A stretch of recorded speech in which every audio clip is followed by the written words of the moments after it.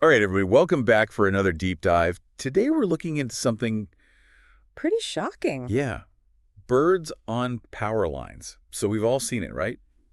You're driving down the road, you look up, and there's all these birds just sitting on a power line. Totally unbothered. Yeah, and it always kind of makes you wonder, Like, what's going on there? how are they doing that? How are they not, instantly? Zapped. Yeah. Like fried chicken, right? So what is the deal with that? Well, it all comes down to electricity and how it works. Okay. Electricity is always looking for the easiest path to the ground. Okay. It wants to get there as efficiently as possible. So it's like it's got somewhere to be. Yeah, exactly. It's got a Right. goal in mind, and it wants to get there as quickly as possible. All right, so the power line is like the highway? Yeah, you can think of it like a highway or a racetrack. And the electricity is like a bunch of race cars, all trying to speed to the finish line, which is the ground. Got it. When a bird sits on a power line, it's only touching that one wire. Right. So the electricity has no reason to go through the bird. It's already on the fastest route. It's like the bird is standing on a bridge over the racetrack. The cars are whizzing by underneath, but they're not going to suddenly jump up onto the bridge. They've got no reason to. Exactly. That makes sense. Yeah. Okay, but what if, I don't know, I was feeling brave or stupid or both, and I climbed up there and touched the power line?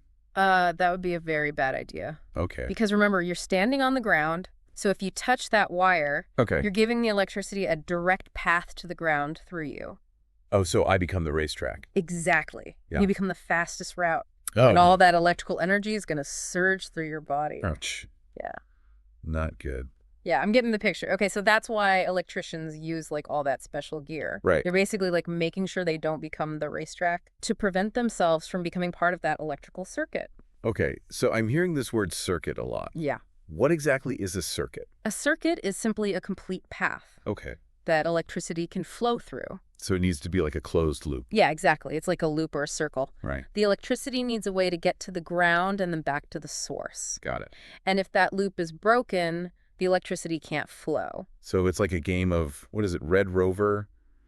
Like you got to break through the chain or electricity can't get through. Yeah, kind of like that. The bird on the wire is not completing that chain.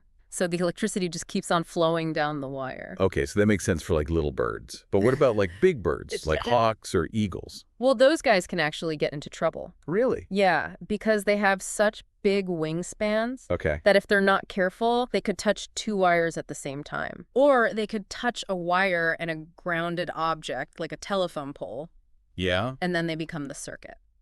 Oh, so they accidentally create that path to the ground. Exactly. Poor birds. Yeah, it's a real danger for them. And actually, that's one of the reasons why power companies are starting to use what they call bird-safe power lines. Oh, interesting. I'd never heard of those. Yeah, they have wider spacing between the wires Okay. to make it harder for birds to accidentally touch two at once. So they're like bird-proofing the power line.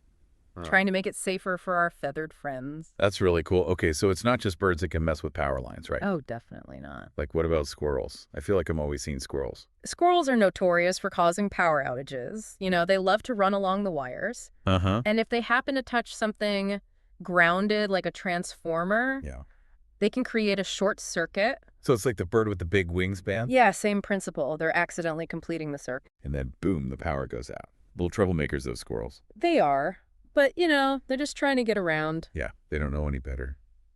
Okay, so we've been talking about how birds don't get shocked because they're not completing the circuit. Right. But is there any kind of sensation that they feel at all?